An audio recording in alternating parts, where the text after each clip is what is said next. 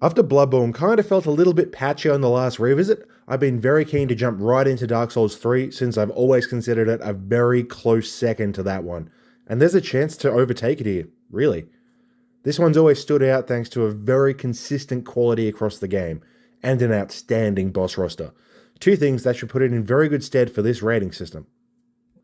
Dark Souls 3 is kind of big, and I have a lot to say about quite a few things, so we're going to get moving real fast. I've done 4 of these, and this is the exact same thing. All the bosses, all the areas, all rated by the same metrics. Watch the start of the Demon Souls one if you don't get it. It's not objective, it's not a review, it isn't covering the other aspects of the game which do matter, it isn't meant to replace the gut feel judgment of the game overall. Blah blah blah, time to start. Dark Souls 3 is about as long as Dark Souls 2, and that video was an hour long, so let's go. Maybe I shouldn't have played this so soon after Bloodborne, because this immediately looks way worse. Maybe it's just a dull area, but it's just so flat and grey and The Crystal Lizard mini-boss is something, I guess. I suppose there's a little bit of level design at play, but they're not even really loops, they're just side paths that converge on each other filled with the same enemy repeatedly. I guess all the notes are there for a proper tutorial, but I don't know, they don't feel all that well curated to the enemy placements. I'm really not a big fan. The tutorial boss is an odd one to rate because it's too good to be a tutorial boss. He's got way too much going on for something this early, and his one weakness teaches players an awful lesson. He takes about 20 hits, so with your starting 3 Estus, you're going to hit him at a rate to about 5 to 1 to survive. He's got delay attacks, he's got mad mid-combo tracking, he's got quick-fire shoulder checks, he's got a giant sweep which is hard to outrange. He's even got a second phase where he turns into a giant flailing monster that's extremely hard to read. He's honestly not a bad opponent in a vacuum, but players just started. It's a lot. His one main weakness is that he spends a lot of time neutral, so you can pinch a lot of damage while he's just standing there. So those 20 hits aren't going to require 20 effective dodges. But do you really want to train people to be mashing in neutral? He's not a bad boss, but he's not a good fit for this location in the game. Filing Shrine is back, and now it's grey. This is a functional main hub, I suppose. Everything you need is here, but it's disconnected from the world and is quite unattractive. I do like that it actually has a lot of secrets to uncover eventually, but it really is just a big grey bowl. It might be a little bit unfair to saddle the NPC quests on the hub because they don't always revolve around here, but the timings and triggers are so specific and unpredictable that quests are going to fail and break all the time. A lot of that gets seen here, so Firelink cops the fine. Also, I'm saddened to see that even on the PS5, we still have the loading fog wall to get outside. It always struck me as sloppy. It's not like the Cemetery of Ash is a particularly demanding area. Just leave us in the load for 3 seconds longer and avoid the garish blockage. Come on. While I loved my prior experience with Dark Souls 3, there was an adjustment period of overcoming the cynicism with it, and it's been long enough that I have to get over it again. This game wallows in the past to an uncomfortable degree. Eventually, the fun breaks through the dismissive side-eye, but it's hard not to give it that dismissive side-eye and call it lazy self-plagiarism at first. The High Wall of Lothric is Boletaria again, except with an ugly muted filter over it. The layout is solid. While there are a lot of options, they tend to be dead-end loot wings that don't even loop back around, but the shortcut is good, and there are multiple ways to get through it, so I'll give it credit there. I've got to say, a lot like Gundyr, this place might be too hard for a first level. Your base flask heals like 1 hit of damage, so you only really have about 7 or 8 hits of survivability against anything that isn't a bottom tier mob, while plenty of enemies will take multiple full stamina bars of swinging to kill. The snake blobmen are insanely difficult to beat without firebomb cheese, and the very first chest in the game is a mimic in a room full of roll blocking clutter everywhere. And the knights, well, they're probably the hardest knights in the series. They've got much better shield usage than usual. They turtle up when they're not attacking, but are aggressive enough to counter circle strafing and guard breaks, which, mixed with their high health and damage, makes them pretty damn rough.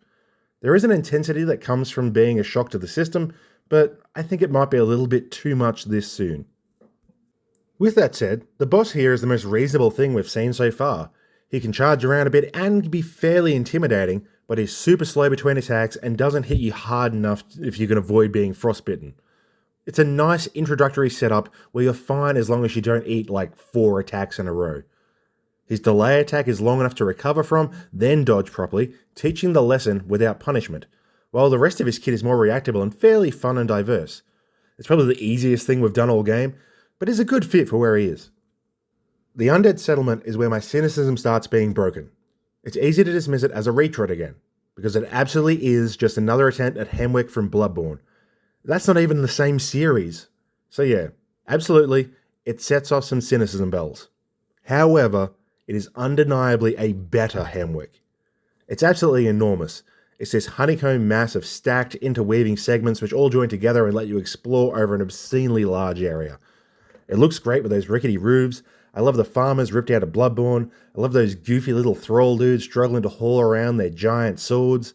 I love the pot wielders and their boards hastily chained to their backs as DIY anti-backstab ideas. I even love the fat bleed mages with the odd use of books as weaponry. Weirdly enough, it's way easier than the first level.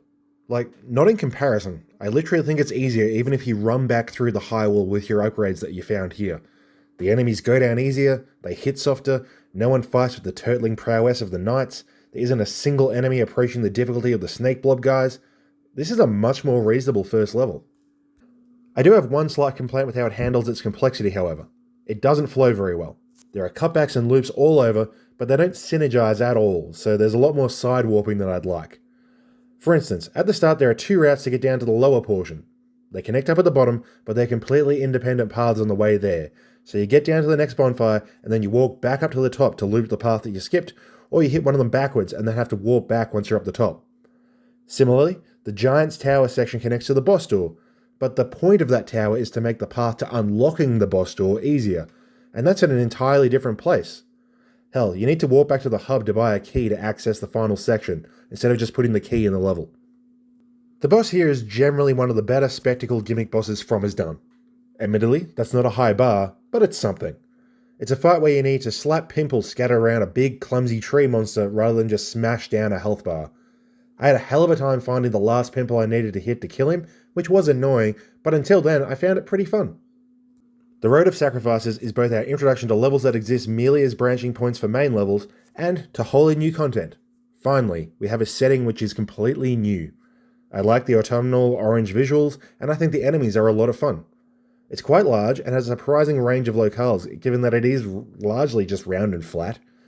I like how the ruins near the boss don't have a shortcut per se, but instead use a complicated but direct run back which turns the whole trek into like 4 enemies, based on nothing but level knowledge. Obviously, I'm playing offline, but I really liked how they use these connection hub levels as PvP hotspots, as it spices up the journey while replacing the interruptions in the more structured areas. The Crystal Sage is a kinda lame joke boss that can sometimes quadruple stack to suddenly become a threat randomly. Kinda like the Fool's Idol from Demon's Souls, I guess. I like her giant hat and flowing outfit, but she fights largely just by teleporting and spamming magic, which isn't very fun. After a phase or two, it'll make some clones, which is generally pretty easy, but if the real one spawns right next to you, you end up with like 5 mages spamming you, and you can get swamped a bit before you clear out some numbers. The Cathedral of the Deep is a pretty dull looking castle that's basically a wonderful Bloodborne level. There's really only one bonfire, since the first one is useless, and the third one is just to access the respec lady. That one bonfire covers the courtyards and cemetery, the roof, the cathedral interior, the giants, the second roof segment and rafters, and the respec covenant. Largely, other than the fact that there is a mercy one there. There's like 7 shortcuts and various paths that you can take to keep progressing the level, and it's always changing and growing, and it's glorious. On the other hand, it is obscenely ganky, which can be fairly fun because it's not too hard, but it is somewhat annoying at times. The Deacons of the Deep are basically the prowling magus again. I had the Pontiff's left eye, so I regained health at a higher rate that I could be damaged at. The room full of guys looks cool, but it really is just a meat wall to blend. It does feel good to hit like 5 dudes every time you attack, but it really is a nothing fight. While I like the Road of Sacrifices quite a lot, the very next level connected to it is like they decided to see if they could do the same thing, but make it infinitely worse in every conceivable way. It's another swamp, but now it's the traditional DS3 washed out grey, and the water is now poison. Also, there's 10 times as much deep water to get you through, so you're always slowed down, while you have to fight way stronger and way more agile enemies. Oh, and there are basilisks to curse you here too. Also, the invasion zone is cranked up with an outright covenant to make sure it's going to happen all the time, which is far less fun given the increased threat and the slowing poison. Honestly, this is a worthless place and I have no positive thoughts. The boss here is at least solid. It's very much a spectacle encounter, but it's a fun one. There's 3 reasonably cool looking knights getting you involved in their punch-on, one of which will also attack the enemies along with you as a half-friend. Once the one with the main health bar dies, it buffs up and goes into Artorias mode with all the flips and spinning dashes that you know and love. I think you could do with another 1 or 2,000 HP in the second phase because he dies pretty fast, and the Flame Blade mixed with the flipping around is a lot of fun, so it's sad to have it end after just a handful of engagements. I like it when these games have enemy gimmicks which incentivize making an elemental build. Sure, you don't need to, but I like getting that push to use a different weapon, even if it's just for a level simply for the sake of variety. This place has skeletons you'll need to kill twice if you don't have a blessed weapon, which is a slog obviously, but I enjoyed mixing things up with the blessed dual hammers that I used to skip that. Sadly, outside of that, it kinda just looks like a Chalice dungeon, and while the layout is slightly complex, the drab, samey looks leave it not an overly fun place to explore. Fittingly, our area closer is a massive skeleton, but it kinda sucks. Wolnir is a gimmick boss that basically appears to do nothing, but can fart out some cheap rubbish that will kill you before you even know what's up. Basically, you need to break his bling. He doesn't really attack much, but he moves his hand around so there's some annoying chasing. He'll basically do nothing 90% of the time, but he can spam some skeletons at you, almost dangerously, drop you through an aura before you've even learned what it does. When a fight's biggest threat is fog, it's a bad fight. Smouldering Lake is another returning area, this time bringing back the demon ruins, but in a fairly unrecognisable manner at least. You'd think this would be a good thing because the old demon ruins weren't great, but basically it's just a chalice dungeon bolted onto a swamp with a giant death snake in it. There are a lot of paths through it and lots of rewards, most of which can be hidden in multiple orders, but the enemies are super annoying and it looks bad. The boss here is surprisingly right at the start of the stage and it's fine. In isolation he looks okay, but he looks almost exactly like a mini-boss we've killed 2 of already. His moveset is interesting, but kinda annoying. He delays almost everything he does, and he has a lot of AoEs that look like normal attacks in build-up since everything is so slow. While it's not a quest, there is an armor set that's only available through bringing a summon in also. Not that I really mind ruining this one, but still. After a couple of lowly areas, we're back on form with Irithyll of the Boreal Valley. This is possibly the best snowy area they've ever made, absolutely competing with the Painted World from Dark Souls 1, and the white breaks through the game's grey filter. The enemies are mostly extremely fun, but some of the harder mobs are a little bit frustrating with the mage knights and the regular ones still around. There's a little bit of variety with the sewer region, the back swamp, and the slightly darker lower wing, and there's multiple routes, it connects to multiple zones, and there's a few nice shortcuts. All around, it's a doozy. While so far I've felt my Lothric sword has been a good weapon, I didn't really get why people always talk up the straight swords in this until now. I don't know if they just didn't give enough damage gap between it and the heavies, or if it's just a side effect of the generous stamina in DS3 allowing spamming, but goddamn, I felt OP here. Back in the day, Pontiff had the rare status of being the boss which took me the most tries that I still ended up liking by the end. He must have taken me 20 tries back then, most of which I barely hit him in, but here, first try with plenty of heals left. I wouldn't say I was a clean fight by any means, but damn, the damage output I could get here. Disgusting. Thankfully, even with the joy of a hard-earned victory missing, Pontiff still rules. His dual, multi-element swords look slick as hell, his moveset is intense, yet requires specific positioning and timing, so it's not all just mindless spam. It's exciting and fun. The phase change is terrifying, but his moveset alters subtly to make the duo aspect totally manageable. I adore this fight. It's absolutely one of the best in the series. Well, you couldn't expect them to give us 2 original areas in a row, could you? Anor Londo is definitely the end boss of Cynicism Dismissal. This place is almost entirely references to Dark Souls 1. A bunch of the layout is exactly the same. The boss is in the Ornstein and Smo boss room. A big plotline can unfold in the Dark Moon Tomb. The rotating tower is used again, but without any of the cleverness. The archers are back, in higher numbers, but with much lower threat. Hell, they even bring back the corpse of the giant blacksmith. Wait a second. I killed you like 5,000 years ago and they still haven't cleaned up your body? The drab greyness of Dark Souls 3 obviously looks worse than the radiant glow of the original, and it's just really annoying here. There's multiple sequences of inane deacon spam, the dual crocodile monster thing is basically Ludenzalan 2, the invisible path is completely unsignposted, the boss run is awful, and while I guess there are shortcuts, they're almost exclusively worthless. I do still like Silver Knights, so I think the cynicism triggered by it being so referential might be colouring things, but this place pushed it too far for me. My thoughts here are definitely impacted by the fact I've never learned how to fight Aldrich, which is on me, but the fact is that I haven't, so here we are. Basically, everything he does is tracking and homing magic, and some of it can basically one-shot you. I just kind of clumsily chug Estus and try to rush Trigger Warts before he can start doing any of his most annoying spells. It doesn't work all the time, but it works enough of the time to get the win. The Irithyll dungeon is yet another nostalgia piece, but this is one where the nostalgia is well used. It's absolutely derivative of Latria, but we haven't had a Latria type level since Demon Souls, so I think that we're due for a revisit. It's not as intimidating or as creepy as the original, but it does max out on complexity and density while still being a little bit easier to read, even if it can be a little bit hard to figure out which set of shortcuts will be your most efficient route back to any given location. The main downside here are the enemies, which basically have the ability to reduce your max HP just by looking at you, which is just an annoying gimmick. There's no boss in the dungeon itself, instead he's kept in this little extra bit that's tacked onto the end, which is pretty bad. Thankfully, the little bit before the boss looks kinda cool, or else this would have gotten negative aesthetics. If there's two things that DS3 has too much of, it's swamps and mimics, and this place has a heap of both. Admittedly, the swamp is basically pointless if you don't want a very obnoxious to obtain axe, but it's just not a very good place. It does have a link back to the dungeon portion, which is kind of interesting, but it's a one-way trip and it links into a pretty nothing area of it, so it's not all that impressive. The rest of the level is pretty much just one-way straight lines. It's not a good one. And finally, to end this phase of the game is Yhorm the Giant. A spectacle fight, but a good one. It's a Stormruler fight, which are always pretty fun. You'll need to actually dodge a couple of swings so it's not a complete fight skipper, but it is still mostly that. Sadly, Onion Bro failed to survive the battle for me. Apparently I should have taken any aggro at all. Who knew? Well, there's no second chances here. Sorry, buddy. So with this one, I'm 2 for 2 on first trying bosses which used to mess me up horribly. Maybe it's the straight sword carrying me through a sloppy effort yet again, but thankfully I don't need to bash my head against a wall to have fun because the dancer is incredible. She's this weird, graceful, spinning dual sword using lanky lady, and it's just weird enough to feel novel, but not so weird that it feels random. I still hate her grab, which has an insane tail on it, but otherwise I think she's a joy to fight, even if I was able to brute force it a little bit.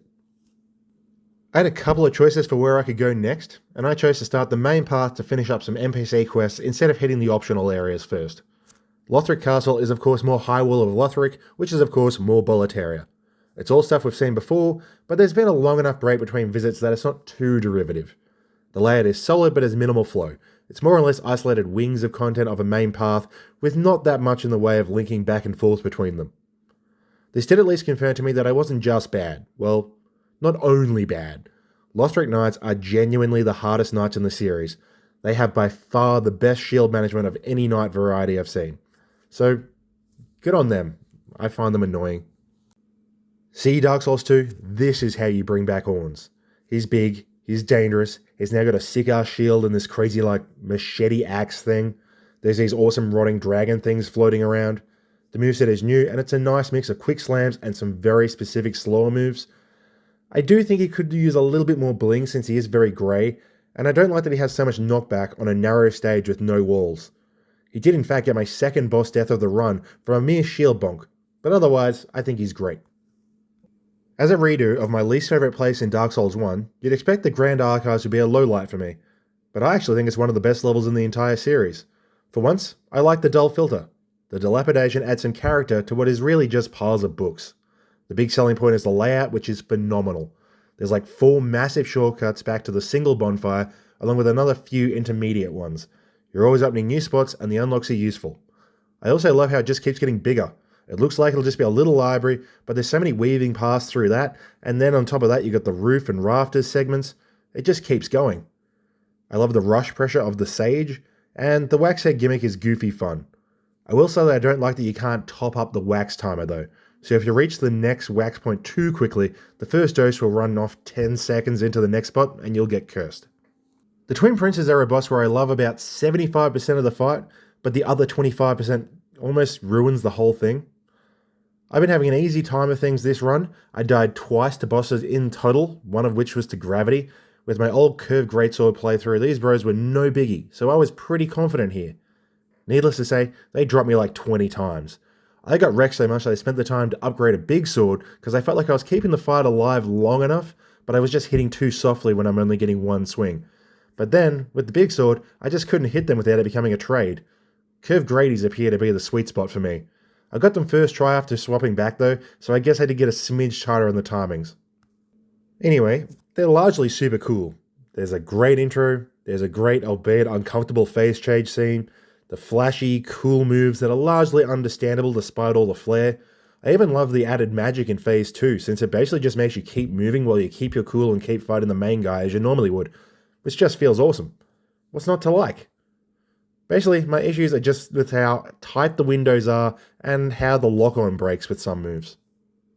I know the fight isn't random, people do it hitless all the time, but there appears to be some positioning-based logic which influences his move choices, which I just really struggle to get a hang around. I think that if you roll too far behind him after the 1-2, his usual punish window will become a backswing, or if you roll too close, the second swing will change to a mid-combo teleport and catch your second roll to extend the combo. At least I think that's what's happening. Maybe it's just random chance that I'm imagining patterns which aren't real. It's all just getting way too smart for me. At any rate, with my exceptionally moderate skill level, it became a crapshoot as to whether I'd have punish windows after each swing, and the windows are so tight that waiting half a second to confirm that he's done makes it into a trade. There's also some other stuff which I just could not figure out a tell for. He has 6 melee attacks he can do out of a teleport, 4 of them are delayed, but 2 of them are instant. I have no idea what the tell is for when it's going to be fast. Thus I wanted the extra damage per swing to try and get it done before I failed through dice rolls.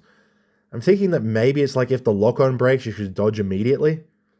On the topic of lock-on breaks, the other ones are that there is these longer range lock-on breaking teleports.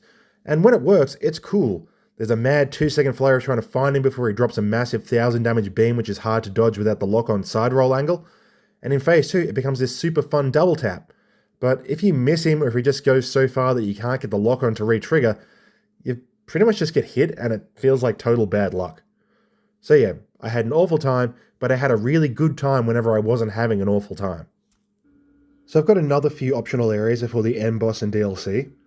And the first one is the Consume King's Garden, which thankfully is quite small because it blows. It's yet another toxic swamp. What is this, like the 6th one? This one's tiny and there's basically only one armor set to find by engaging with it at least, but god, I've had enough of these things. Also, there are 3 of those completely ridiculous snake blob men who are indeed just unreadable garbage still. There is a shortcut to avoid the worst stuff, but it still takes you through 2 pretty busy rooms. It's just an awful place. I remembered Osiris being an absolute joke. In the past, I just ran up into his groin and mashed because all of his attacks miss when you're there. And on second try, this remains absolutely true. His mist is literally the only thing that touched me. It's embarrassing. I do like the invisible baby thing. I like to think he's just imagining it, but I'm pretty sure the lore says it's real, which makes it less funny. Overall, he's really bad though. For whatever reason, Miyazaki went for the, oh look, the hub is real gambit again. But like, why? The Hunter's dream made sense. It was a dream realm sustained by an eldritch horror from the stars. But in this case though, why? Everything that happens in the nice filings is still exactly what happens in the story. And all the NPCs physically go there when you meet them. So it's clearly not interdimensional. So like, why? At any rate, it's the tutorial level again with more locked up areas. Who cares? So, I was meant to do this area before Lothric, huh? It's kind of weird because the first section of the Consumed Garden is so unpleasant with the triple blobman and toxic swamp. But yeah, I outstatted this guy dramatically. He's a weird boss when faced in this order, since given we hit so hard and he hits so gently with the power creep in Lothric and the archives, he may actually be easier than the tutorial version. He's just phase 1, with a couple of extra moves mind you, but nothing he does is as intense as the blob phase and you can take more than 5 hits. Despite his ease, he does highlight how utterly unreasonable of a tutorial boss he was. He's still super susceptible to neutral damage, but his moveset is awkward as hell. Basically everything he does is weirdly delayed and not easy to read on instinct. It's a weird boss at the start, it's a weird boss at the end. Probably would have been alright straight after the dancer with a +8 weapon. All that's left now is Archdragon Peak, and since there's a boss basically right at the start, I'll jump straight into the Ancient Wyvern. This thing is a weird boss because it's more of a level. Like you can fight it, and it doesn't even have that much health and is probably pretty manageable, but there's a heap of stuff in the arena, so why not do the plunge thing and get rich in the process? It's not even a particularly big hassle. There's like 3 spots where it'll fairly meekly shoot some flames at you. I'm not even mad or anything, it's just weird. Archdragon Peak itself, much like the prior bonus areas, is again a very pokey little spot with not a whole lot going on. This one at least looks somewhat nice. It's still grey, but it's a sunny grey. Unfortunately, all the enemies here are obnoxious. Getting nudged off a cliff by a sentient rock is not my proudest death. The worst part is optional at least, but it is so insanely ganky that I actually had to clear it all out so I could bring along my story summon guy so he wouldn't just die walking through it, which is just embarrassing for Hawkwood. So this is a fiddly one to cover. I actually enjoyed my kill run of the Nameless King quite a bit. However, that was the first time that I ever reached Phase 3, after like 20 attempts before that, of which I utterly despised every single one of them. This fight is almost built entirely around crushing instinctual play. Everything is delayed.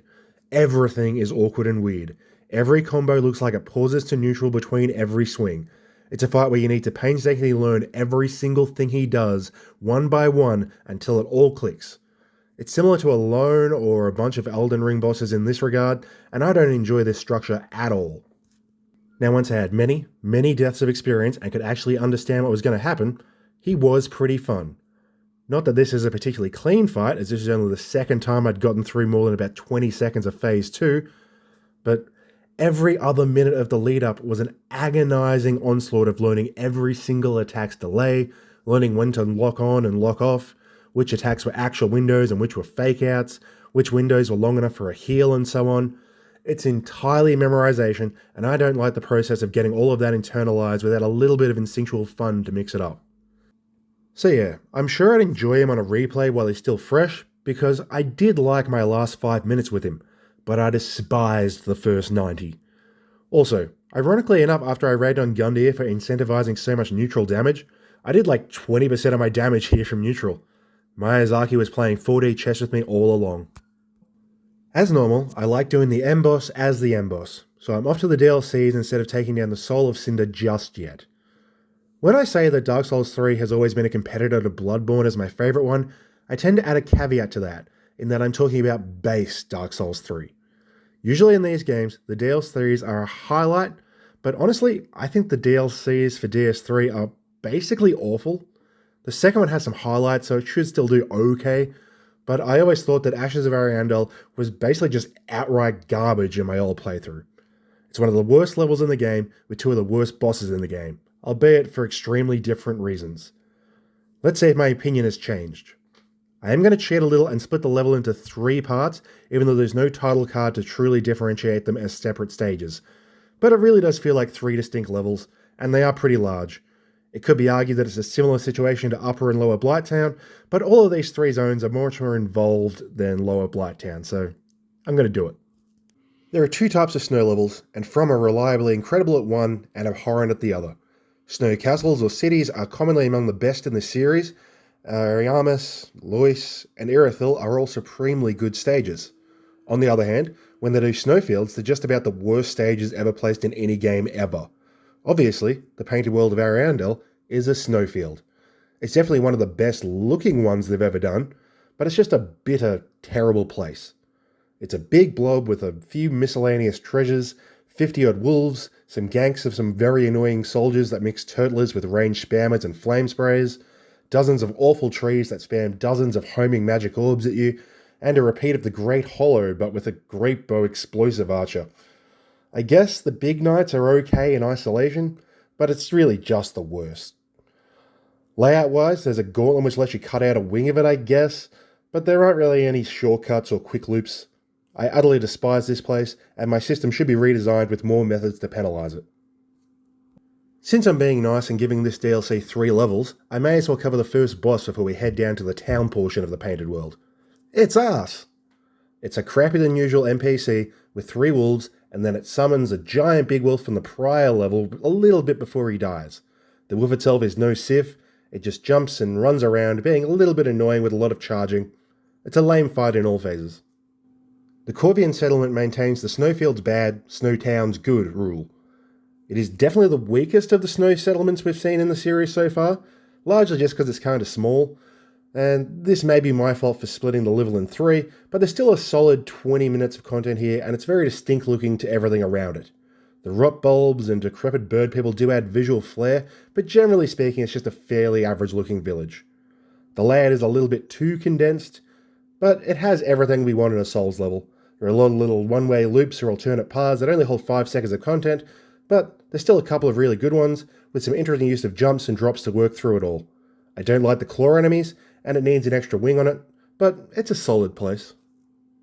If the Corvian settlement didn't exist, I'd happily call this one just the second half of the snowfield, since other than the temple full of flies at the end, it's all just snowy hill.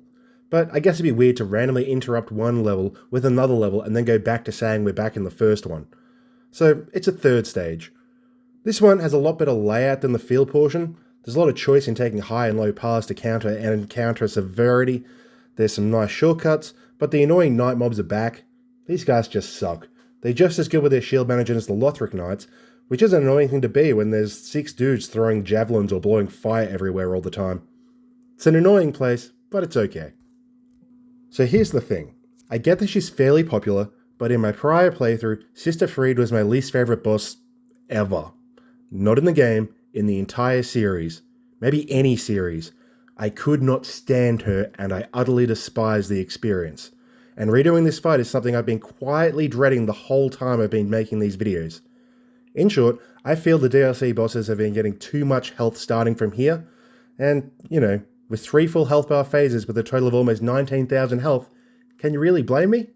But, on top of that, she's got so much going on with all the AoEs, duo phases, statuses, invisibility, floor is lava, area denial stuff, and so forth. The whole package is so chaotic for so long that I just hated it. I didn't care if there was fun in the fight, she was too hard for me to have any. So yeah, anyway, I adore this fight now. Maybe it's just because I fought stuff like Mesmer now, so now I know what true excess really is. Maybe it's just that this sword suits the fight, so getting the requisite 65 hits in isn't totally unreasonable. Maybe I just happen to be applying enough pressure to handle the health pool now. Maybe it's a little bit of all of it. Regardless of the reason, this time around I can understand what she's doing, how to deal with it, and beat her fast enough that the health pool is almost reasonable. This is possibly the biggest glow up I've ever experienced in a thing, ever. She was the absolute bottom of the tree for the last almost decade for me, and now she's a top 10. She does have a lot going on, no doubt, but I guess compared to Elden Ring stuff, she's really not that wild anymore. And I guess the 3 distinct phases help break up that 19k health nicely. The main thing that makes this work is how many weaknesses she has. She staggers incredibly easily, she's parryable, she's backstabbable. Sure, she keeps exploding the area, can turn invisible, chips through shields, and can string like 12 attacks together if you don't slap her out of it or can't get behind her, and take 65 hits to kill, but god damn, you can go so hard on her. You can stagger her out of combos. One opportunistic hit can easily turn into 3 or 5, and can be an effective technique for cancelling her out of her chaos. You can shield tank the auras of the big moves, and then heal up during the backstab recovery you gain from tanking. She doesn't hit overly hard, so you usually only die after running out of heals. There's so many options available, and it's always intense, flashy, and aggressive. Now that I don't find her to be completely unmanageably hard, she's one of the most fun fights I've ever had. After my victory, I was super keen to go to the Ring City. I always thought this DLC was okay. I liked the levels, but I didn't like the bosses, largely because they have so much health. But with how relatively manageable and super fun I found Fried now, there's a good chance I might be into this thing now. However, the Dreg Heap did not enthuse me. The lady at the start is onto something. The view is incredible. I've complained about the endless grey of Dark Souls 3 to no end, but this is the first time it's felt particularly purposeful. This pile of stacked, decaying rubble crumbling into this pile of ash is just gorgeous. Sadly, the enemies and layout don't back that up. The enemies are annoying waves spawning out of the ground endlessly. The angels are the angels. I remembered how to get rid of them at least, but still, god damn. This place is full of one-way drops, which is a hard pass from me, and there's another poison swamp because Miyazaki likes them more than feet. I guess there's a decent amount of variety in how to get around, but otherwise this place isn't very good. This boss is one where I always saw some positives in it, but I thought they had too much HP. On replay, I did find them much easier. I got them 5th try, and attempts 3 and 4 were only like 20 seconds long because I went too hard on the Berserker aggression. but I do still think they have too much health.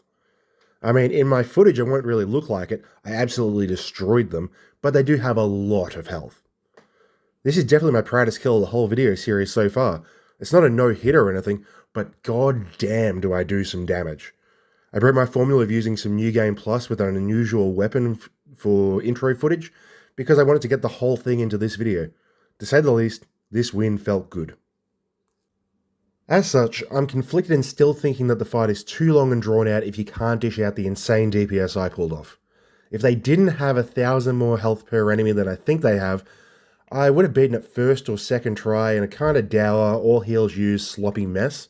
So the health pool was necessary for me to have this catharsis. But like, 21,000 is too much, come on.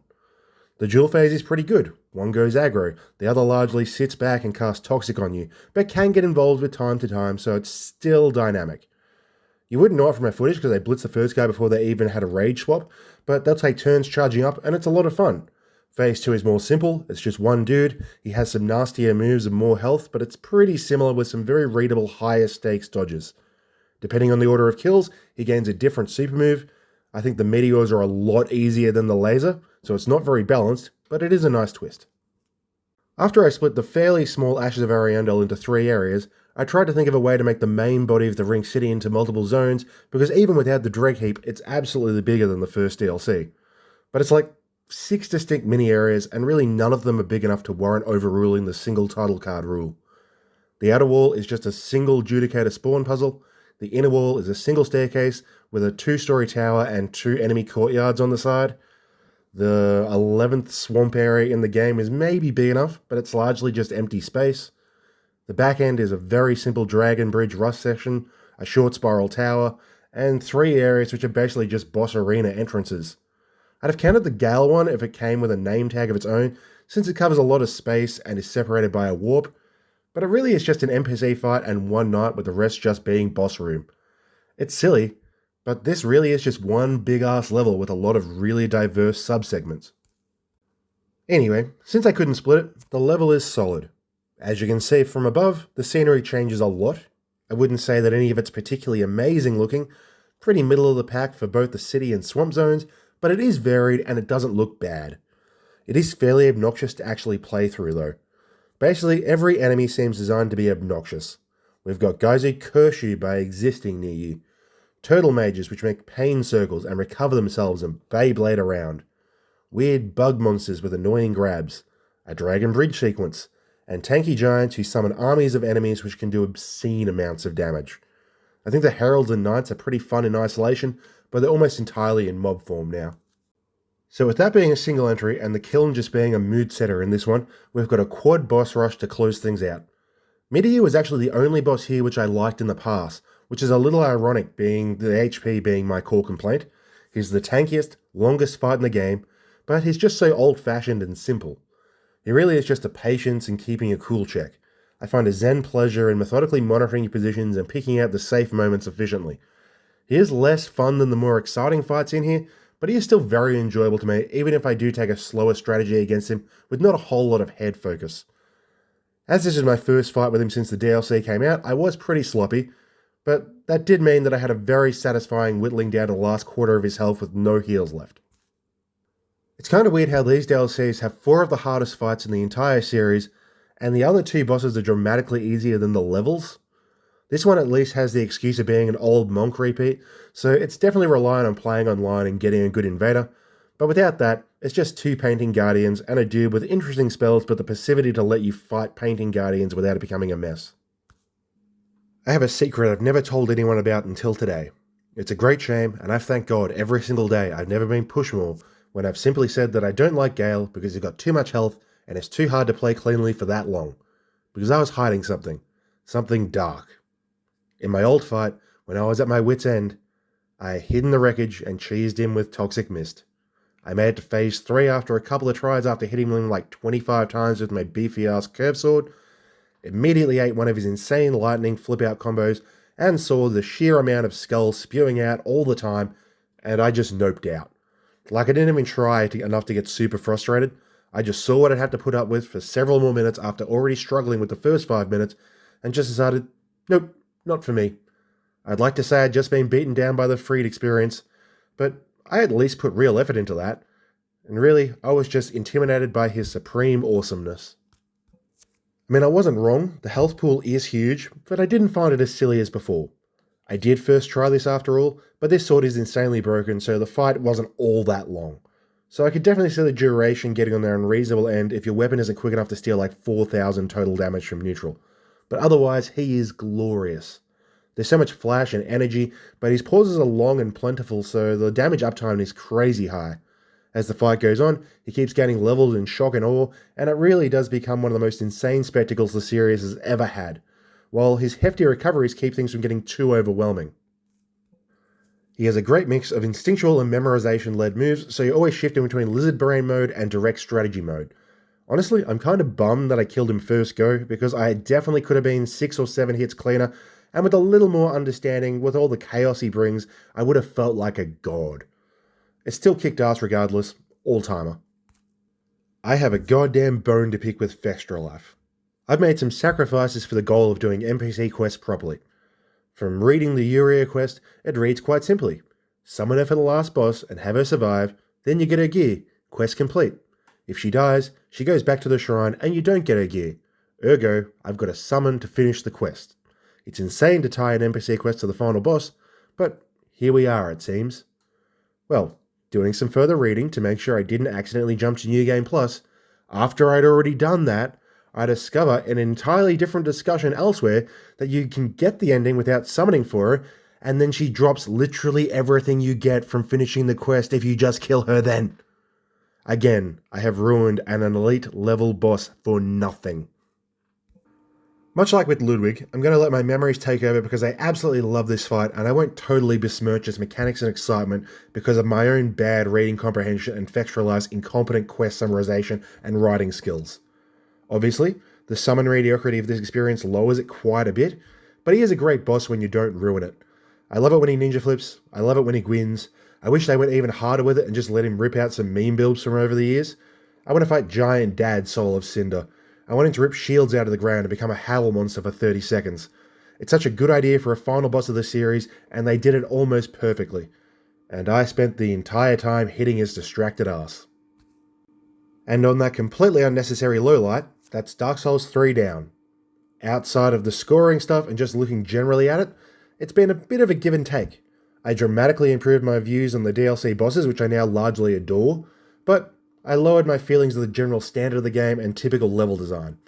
Like, it's still consistent, but there's not really a lot of outstanding peaks, particularly through the first half.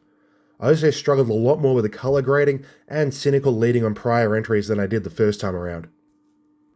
Actually, looking at the end scores here, and it's done shockingly poorly.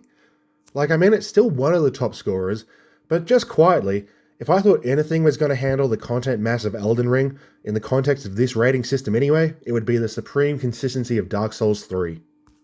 While it is indeed consistent, it is a much, much smaller game than I remembered. So it actually ended up lacking the raw numbers to make up for a lot of fairly middle-of-the-road content. Overall, I see it as having one of the steadiest level sets in the whole series, but in practice, it's actually pulled the outright lowest score of all the full games in this regard. And it's not even all that close. At its average score, the game would need to have an extra 8 stages just to beat base Bloodborne, with the chalices dragging it down. When you don't have a lot of levels and bosses, being reliably okay with them isn't really enough. The levels are the department which shows this the most, because it doesn't hit it out of the park with a massive average. I really only hate one significant level, and there are a couple of small, easily forgotten spots that also suck, but overall, yeah, it's pretty solid. There's a lot less red here than with Dark Souls 2 or Bloodborne, and there's nowhere near as many big negative scores as Dark Souls 1 had. The issue is that it's fairly short, and while they are reliable, there's only really 4 levels which break out of the decent tier and into the outstanding one. It's just not enough big scores to get the total up. I do have to say that the technical aesthetics are also a pretty constant drawback for this playthrough. I get that the theme of the game is decay and late-stage entropy, but I really did not like the muted grey filter over basically the entire game. I wouldn't say it dropped a point off every level, but it probably factored into half of them for me. It's just a very ugly colour scheme and it's everywhere. Again, I get the lore and the theme stuff, but I just don't like looking at it. The other knock on it is, of course, the sheer amount of self-reverence holding back level after level. Some of these are really good for sure, but when everything is directly compared to things that were fresher earlier, it's bound to lose a few of those matchups, which also costed a lot of points. The boss roster surprisingly failed to gain my number 1 spot, but it did at least end up as number 2. This one, I'm going to cut DS3 some slack and admit this one's on me. Partly because I've only played through once, and I'm certain I'd enjoy the annoyed through difficulty bosses like the Nameless King and Twin Princes a lot more on immediate retry now that I've learned them, but also because I'm not really rating these games on the same scale in the end. This is the 5th of these games that I've played in the last 4 months, and there's been quite a lot of standard drift. For instance, I gave the Gaping Dragon the same mechanical score as the Abyss Watchers, which is obviously ridiculous sitting them side by side right now. 3 miniature Tauruses flipping around and fighting each other is obviously way more mechanically stimulating than Big Lizard does a stomp. But, at the time, they both still hit the same upper end of average range in the context of the playthroughs, so I stand by the scores. It hasn't been a conscious shift to give the early stuff more leeway or anything, it's just how exposure bias works. As I've said repeatedly, this isn't an objective reviewing process or anything meant to sway opinions. Hell, this point right here proves that it doesn't really maintain consistency very well anyway. But it does still give a look at how the games flow and how steady they are within themselves, so I'm still finding it enjoyable. Absolutely, I think Dark Souls 3 has the best boss roster in the series, and my spreadsheet has not changed that. With that said, this did make it dawn on me how backloaded the hell this one is. While again, the bosses are rock solid throughout, there aren't really any amazing bouts until the Dancer. From that point on, almost every boss is among the best fights in the entire series. This is the game where they hit the right balance between spectacle, challenge, and brawling fun the best for me, but again, that's half a game of bosses that are merely okay before that. It also misses a few chances to bump numbers a little bit by leaving a lot of the mini-bosses without a health bar. If they called the Farron Asylum Demon, the Settlement Fire Demon, Carthus Worm, and the Erithal Rat Dog bosses, they'd probably close the gap a decent amount, albeit at the cost of average. On the other hand, there are a few lesser barely bosses which do get the bar, which are likely why it misses the best average boss score award. The DLC's boss roster is insanely good when you look at the high points, but it also has Half-Light and the Grave Tender, which ends up tanking the average. The Artorias of the Abyss didn't have those. The DLCs in general are kinda odd actually. The levels are so mediocre. It's not a Dark Souls 2 situation where there's crazy high and low points, they're really just middle of the road stages. I'm so happy that I can finally join the masses in loving the bosses here now because the best ones are indeed all-timers, but the overall low quality of the levels does leave them as some of the more unimpactful DLCs from its release in regards to the point system. Honestly, they're kinda weak except that there's 3 of the best bosses you'll ever see in them. And that's more or less everything summed up. I'm not doing Sekiro because I don't like it, so with only 1 game left, I may as well finish a series and go straight into Elden Ring. Elden Ring is of course freaking massive, so I think I'm going to have to split it up into multiple videos, because honestly, I don't think my computer will handle processing a 2-hour video. I'm considering separating the bosses from the levels and doing them separately, but then I lose that sense of progress and flow, so I think I'll just aim to split the main game in half and then do the DLC in one. Whatever I end up doing, I hope to see you there for it. We're done here.